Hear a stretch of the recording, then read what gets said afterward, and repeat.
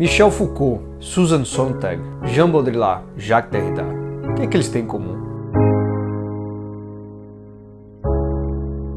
Filósofo, escritor e pornógrafo, ele é considerado um dos maiores pensadores do século XX. Ele tentou conciliar a revolta de Nietzsche, a perversidade do Marquês de Sade, a sociologia da dádiva de Marcel Mauss e a fé cristã, numa obra vasta onde o sagrado e o erótico caminham lado a lado. Hoje a gente vai partir do primeiro livro de Bataille, História do Olho, e a partir dele a gente vai apresentar a vocês as grandes ideias desse autor. Vamos lá?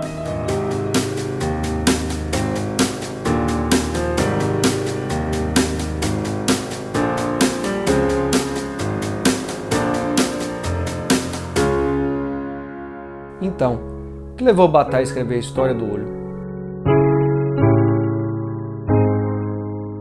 O pai de Bataille era um homem cego e paralítico.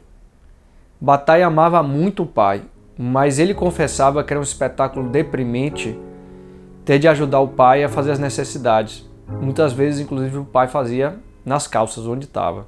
Lá pela Primeira Guerra Mundial, em agosto de 1914, Bataille e a mãe tiveram de sair fugidos de casa por causa da invasão das tropas alemãs e abandonaram o pai onde estava.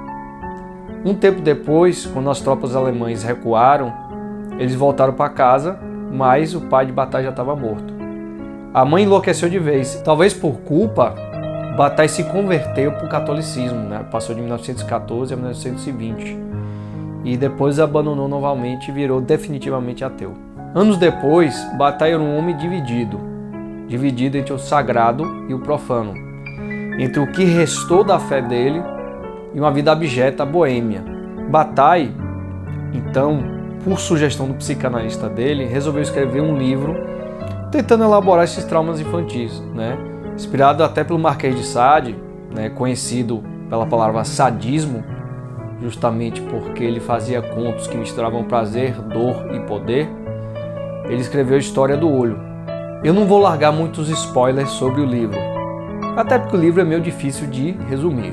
Basta dizer que é um personagem sem nome que narra a história, né, e uma história bem surreal, né, vai de assassinatos a orgias, sempre sobre ou a vista de pais apáticos ou a ausência total de figuras adultas. Bataille é uma das grandes referências teóricas e intelectuais a respeito do erotismo. Segundo ele, o erotismo é fazer o sexo, pelo prazer do sexo, sem se preocupar em constituir família ou se reproduzir. Bataille disse famosamente que o erotismo é a aprovação da vida até na morte. Para quem conhece um pouquinho da história de Bataille, ou até lê o próprio livro, né, a História do Olho, vai saber que isso tem tudo a ver com o próprio Bataille. É uma definição que eu considero até muito pessoal sobre o que seria o erotismo. Mas a gente também não pode inverter o que Bataille disse, que na verdade o erotismo é a aprovação da morte na vida. Eu digo morte no sentido dos seus representantes simbólicos, né? A violência, a insanidade, a decadência, tomando conta do processo mais básico da vida, a sexualidade. Um sexo que nega a descendência, que portanto é estéril e que acaba literalmente em morte. Se a gente ler a História do Olho, a gente vai perceber que essa noção de Bataille de erotismo está impregnada em todas as páginas do livro. Em muitos pontos, a obra de Bataille toca nas ideias de Sigmund Freud, o criador da psicanálise. Se a gente pensar direito, o que Bataille chama de erotismo tem uma ligação íntima com o que Freud chamava de perversão, ou seja, tudo que sai do que a gente considera uma relação normal heterossexual, ou seja, o velho pênis na vagina. E a História do Olho é justamente isso, uma coleção de perversões. Parece que Bataille, quando escreveu o livro, ele queria botar, vocês vão perceber, as fantasias dele vão ficando cada vez mais intensas e mais perversas. Parece que ele queria ver até onde ia a imaginação dele. A morte de Deus anunciada por Nietzsche marcava o começo da Era Moderna, onde o homem, pelo menos em teoria, estava livre para fazer o que quiser. Aí entra a transgressão. É um movimento de quebra de tabus, de transcender limites, de ir em encontro a regras morais, éticas, sexuais, estéticas, econômicas, raciais, enfim, subversão pura. Mas a transgressão não é o fim de todos os limites, até porque o limite final é a morte. Outra característica importante da transgressão é que ela é sempre temporária. Vejam, ela não é contra o limite. Ela e o limite, na verdade, se complementam. Um precisa do outro. Um exemplo muito bom disso é o carnaval. Nesse sentido, a história do olho é um grande exercício de transgressão. Em vida, Jorge Bataille ele nunca assinou História do Olho com nome próprio. Ele sempre usou um pseudônimo, Lord Auch.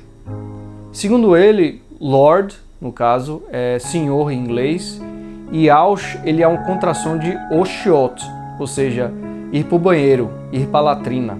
Então, se a gente une as duas coisas, segundo o próprio Bataille, é Deus se aliviando.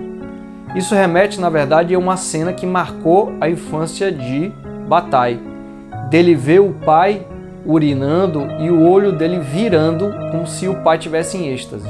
De acordo com Bataille, a história do olho foi baseada justamente no olho do pai. Mas aí a gente tem que lembrar, é a história de um olho cego. E se o olho é o símbolo maior da consciência, o que dizer de um olho cego, inútil, que olha sem ver? Isso em parte explica porque tem todas aquelas brincadeiras perversas no livro. Porque não tem um olhar paterno, não tem uma lei paterna, não tem a figura adulta para interromper aquelas brincadeiras. Então a perversidade rola solta.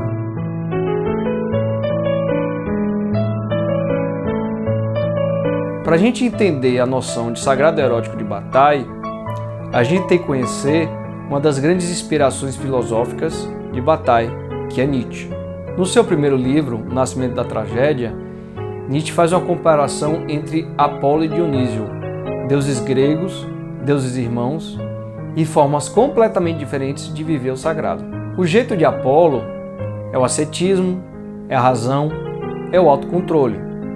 É o jeito cristão de ser, vamos dizer assim. Já Dionísio é o jeito orgiástico, é o excesso, é o inconsciente.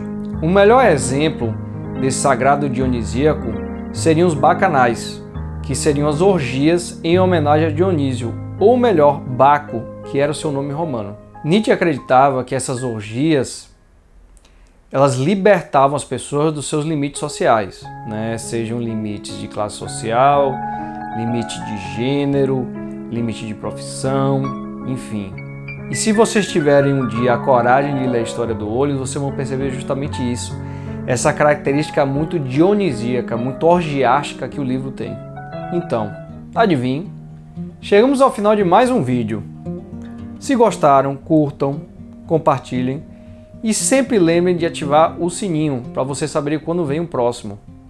Então, mais uma vez, obrigado e pensem comigo.